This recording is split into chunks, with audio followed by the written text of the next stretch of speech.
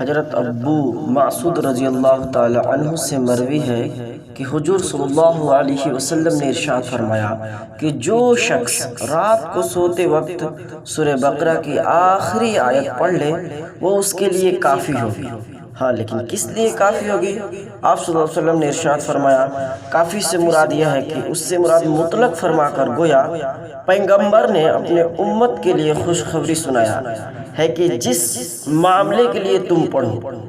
اس کے لیے کافی ہوگی، یعنی ہر چیز کے لیے کافی ہوگی۔ اعوذ باللہ من الشیطان الرجیم، بسم اللہ الرحمن الرحیم۔ آمن الرسول بما انزل الیہ من ربہ والمؤمنون کل آمن باللہ وملائکتہ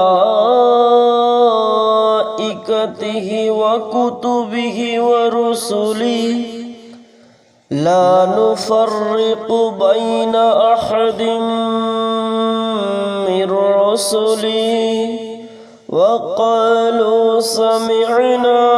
وأطعنا غفرانك ربنا وإليك المصير لا يكلف الله نفسا إلا وسعها لها ما كسبت وعليها ما اكتسبت ربنا لا تؤاخذنا إن نسينا أو أخطأنا ربنا ولا تحمل علينا إصرا كما حملته على الذين من قبلنا ربنا ولا تحملنا ما لا طاقة لنا به واعف عنا واغفر لنا وارحمنا